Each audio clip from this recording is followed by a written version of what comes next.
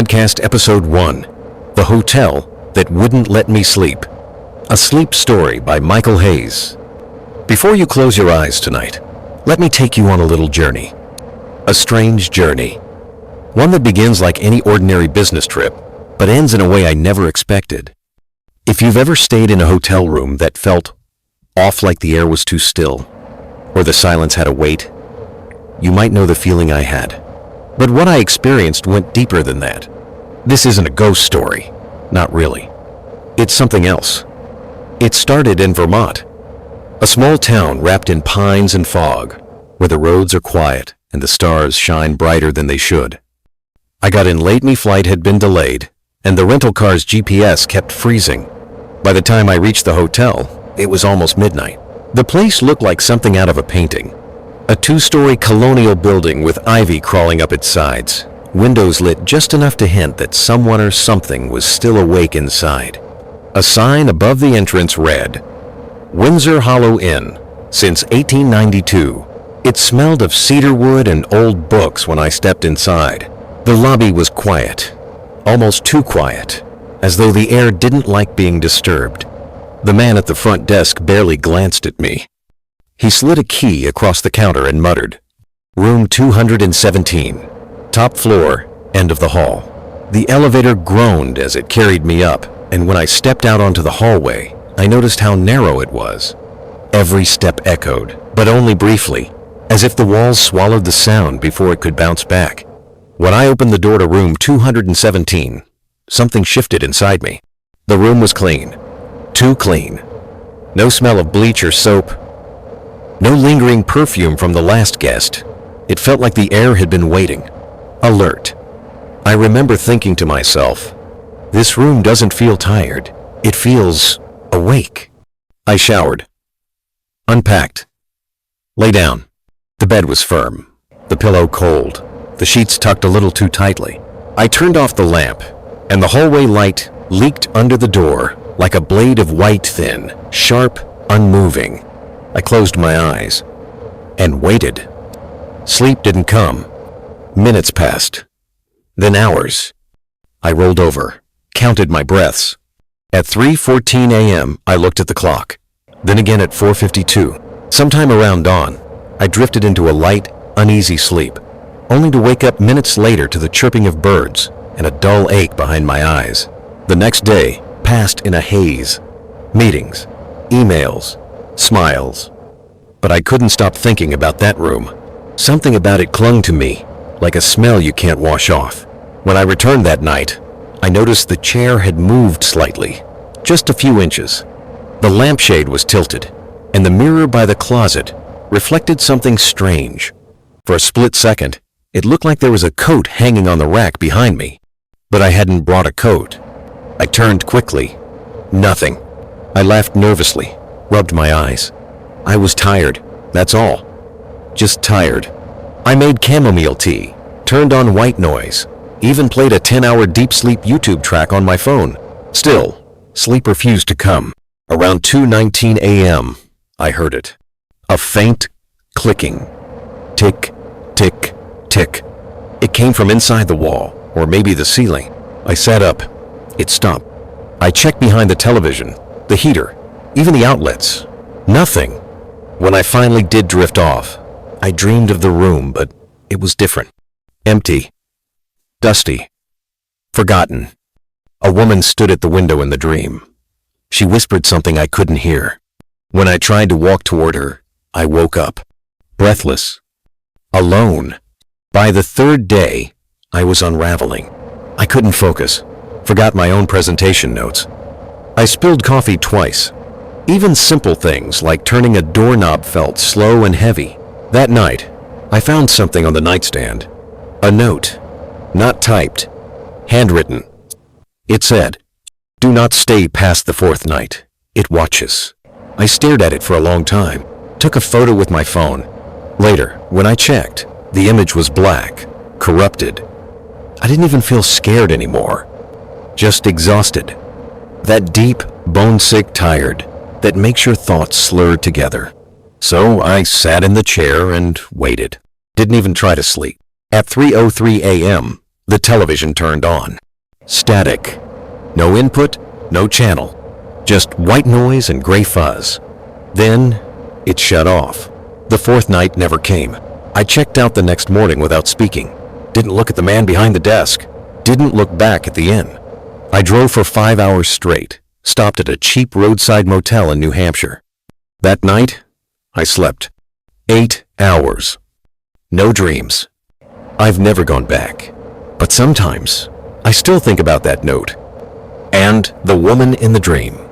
Some people say insomnia is just a condition, a reaction to stress, an imbalance in the brain. But what if it isn't? What if some rooms don't want you to sleep? What if they feed on your wakefulness, your awareness, your exhaustion? I don't know what happened to me in room 217, but next week, I'll tell you what happened to someone else who stayed there after me. They never checked out. So, until then, sleep well, if you can.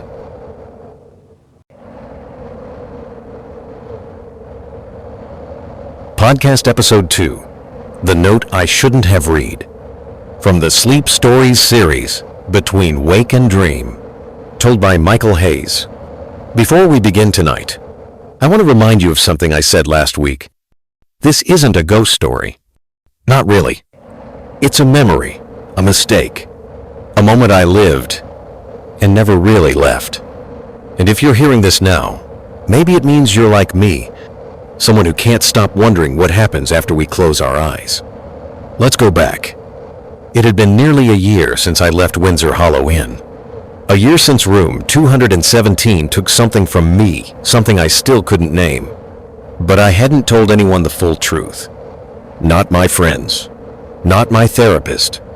Not even myself. Until I got a letter. No return address. No stamp. Just my name, written in block letters. Inside the envelope, there was a single line. You read the note. You're next. That was it. I froze. My heart wasn't pounding.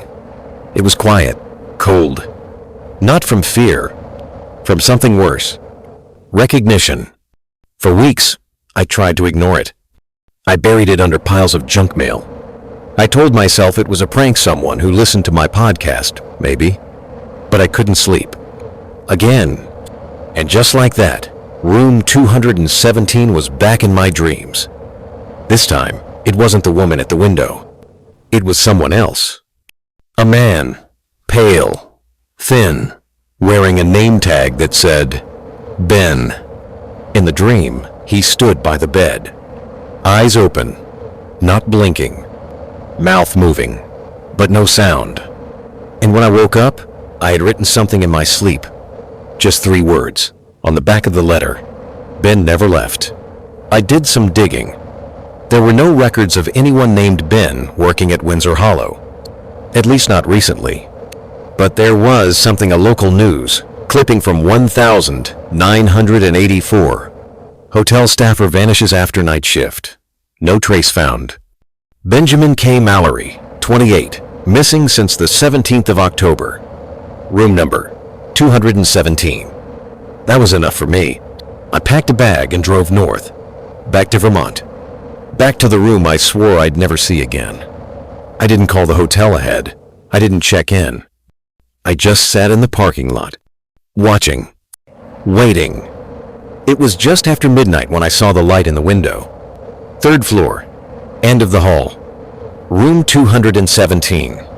The hotel was supposed to be closed for winter renovation. No staff, no guests, no lights. And yet, a figure moved past the window. I don't know what made me get out of the car. Maybe it was guilt. Maybe it was exhaustion. Or maybe the room was still inside me, calling. The front doors were unlocked. The lobby was empty. No music, no smell. Just dust and silence. I climbed the stairs. Each step creaked under my weight, like a whisper trying to stop me. The hallway felt narrower than before. Longer. And then, I stood in front of the door. Room 217. The number plaque was crooked. I knocked. Once. Twice. Nothing. I tried the handle. It turned. The door opened. Everything looked the same. Same bed, same chair, same mirror. Except for one thing. A notebook, sitting on the bed. Open. Waiting. I picked it up. Inside were entry states. Names, thoughts. Written by different hands, different decades. Some pages were frantic. Some calm. Some barely legible. And on the very last page I saw this. Ben Mallory is still here, but he isn't alone anymore. Someone else read the note. Below that, my name. Michael Hayes. Dated the night I first stayed there. But I hadn't written it. The room felt heavier.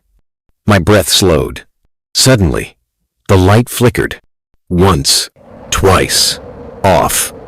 I turned around. There was someone in the mirror. It was me.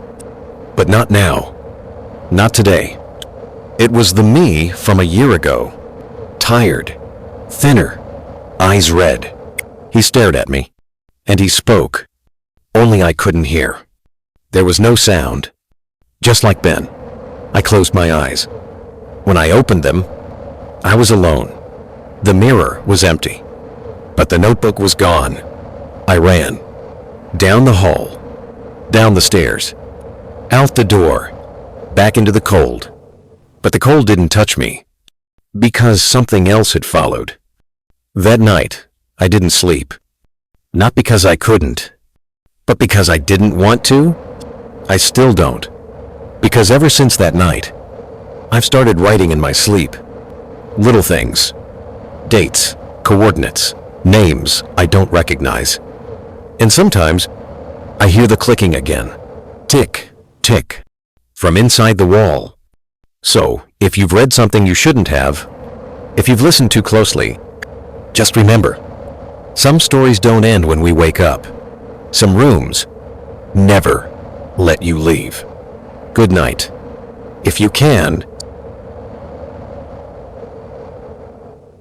Podcast Episode 3. The Woman at the Window. Series. The Hotel That Wouldn't Let Me Sleep. Narrated by Michael Hayes. Before we begin, I need you to do one thing. Close your eyes. Not to sleep. Just to see. Because this part of the story, it doesn't live in light. It lives in the space between the blink and the breath. After the night I returned to room 217, something shifted. Not in the room. In me. I could feel it when I walked through doorways. When I stood too close to a mirror. When I sat in silence for too long. I wasn't alone anymore. Not in the way you think. There was no ghost. No voice in my head. It was subtler. A presence. A shadow behind the thought. A weight inside my name. And every time I closed my eyes, I saw her. She stood by the window. Always the same. Back turned. Hair dark. Tangled. Wearing a long gray nightgown. Barefoot. She never moved. Never spoke. Until she did. The first time, I was asleep. Or, I thought I was. But you know that place? Where dreaming and waking blur together like smoke. That's where I was. She turned slowly. Her face was pale. But her eyes, they weren't sad. They weren't angry. They were empty. She opened her mouth and whispered, "You left the window open." I woke up gasping. Cold sweat. Room full of shadows. But the window in my apartment was cracked. Just enough for the wind to whisper in. I hadn't touched it. I started digging. Not in books. Not online. In myself. I began writing down my dreams. Mapping them. Looking for patterns. Each night, I saw her again. Each time, she got closer. By the fifth night, she was whispering full sentences. The room remembers. You look too long. He's behind the mirror. And then, come back. I tried to resist. But something happened. I stopped dreaming of the hotel and started seeing it while I was awake. Flickers. Corners. Reflections. My apartment windows reflected pine trees. The floor creaked like old carpet-covered wood. And every now and then, I'd smell cedar. Then I got a message. A voicemail. No caller ID. Just static. And under it, a whisper. Slowed down. I played it back at half speed. The words were hers. It's not a room. It's a door. I had to know. So I drove. Not back to Vermont. Somewhere else. A place I'd never been. But it was waiting. A motel off the highway. No name. No sign. One room lit. Room 9. I walked in. No key.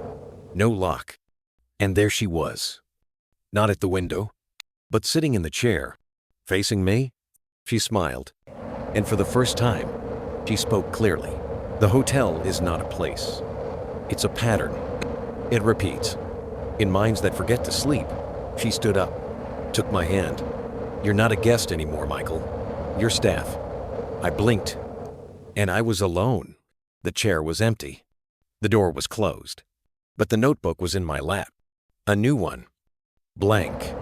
Except for the first line. Room 217 is now room 9. The pattern shifts. Since then, every city I visit, every hotel I pass, I check the windows. I count the floors. I listen for the creak in the hall, because the pattern continues. It's not about sleep anymore. It's about remembering what you saw when you stopped trying to forget. And if you've seen her too, if she's at your window tonight, just ask yourself one thing. Did you leave the window open? Or did she?